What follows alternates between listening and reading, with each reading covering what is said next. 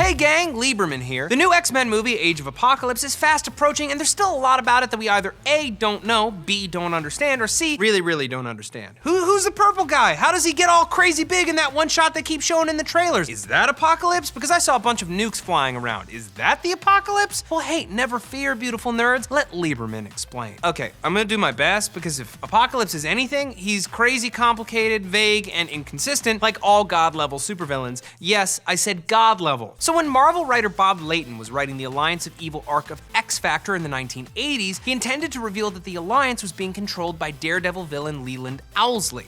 However, editor Bob Harris felt that Layton was thinking too small. He wanted to introduce a new X-Men villain as strong or stronger than Magneto. He fired Layton and had Louise Simonson take over the book, and she introduced Apocalypse, an all-powerful hulking monstrosity in a suit of robot armor that was determined to kill and kill until only the strong survive. But where did he come from, and how did he get so powerful? Well, later writers revealed that Apocalypse is actually the very first mutant in history. He was found by a band of nomads in ancient Egypt, just an adorable little gray-skinned baby, and was given the name En-Saba-Nur, or the first one, which, only makes sense if they knew he was a mutant, or what mutants were, or that he was the first. It doesn't matter. He was raised by his adopted father, Baal, to believe in the survival of the fittest. As an adult, he was enslaved by time-traveling supervillain Kang the Conqueror, then posing as Pharaoh Rama-Tut and his Grand Vizier Ozymandias. When he tried to rise up against them, En-Saba-Nur was killed. However, he returned from the grave and discovered that he's immortal. Oh fuck, right, an immortal guy who's real bad and just wants to kill everyone who's weak?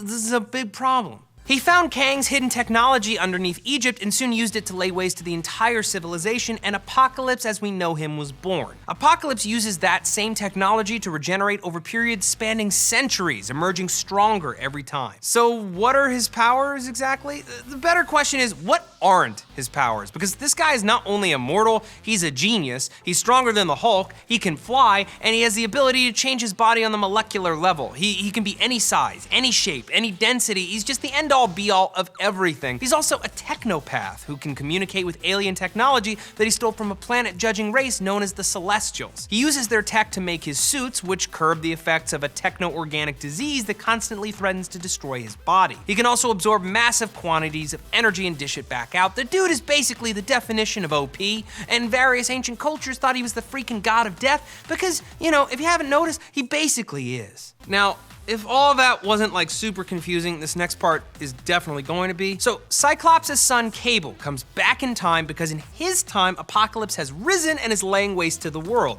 However, Cable coming back in time causes Apocalypse to awaken almost 100 years early. Thanks a lot, Cable, you big dummy. Yet another case of Cable ruining everything for everyone. Now, across history, Apocalypse has chosen individuals to be his four horsemen: war, pestilence, plague, famine, and death. He's done this 7 freaking times since the 11th century, most famously in his original X-Factor run when he turned Warren Worthington III, aka Angel, into Archangel, the Horseman of Death.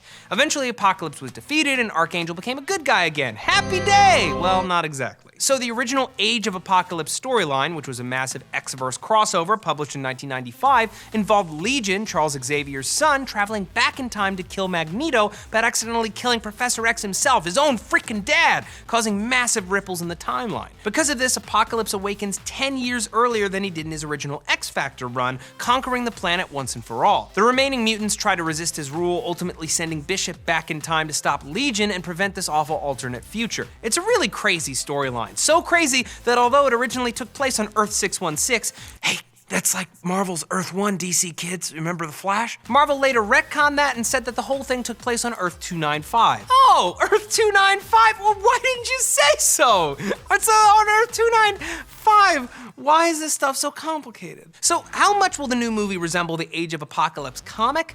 Hard to say. Based on everything that's been released so far, the movie seems to be drawing on elements from across the character's history to make something potentially new. What we do know is that there are 4 horsemen in the movie and that they were revealed to be, spoiler alert, Storm, Psylocke, Angel, and Mag freaking Neato, which honestly is pretty freaking neato. However, if you really want to learn about Apocalypse before this summer, the best places to start are in the series Rise of Apocalypse, explaining his origin, Age of Apocalypse, and his original X-Factor run from the 1980s. Good luck, you're gonna need it. So what do you think about Apocalypse? Are you excited for the movie this summer, or would you rather, as Idris Elba once said in Pacific Rim, cancel the apocalypse? Let us know down in the comments below. And hey, if you thought that these apocalypse storylines were pretty weird, maybe check out Sam's video on the weirdest comic book couples. It's beyond bananas. I'm Matt Lieberman. See you next time. Today, let's talk about the most beautiful love stories in comics. Yeah, that's boring, right? Let's go with the most fucked up, lovey-dovey moments in Marvel and DC. That's way more fun. So everybody needs a little love in their life, right? Especially the lovely men and women who risk their lives every day in comics.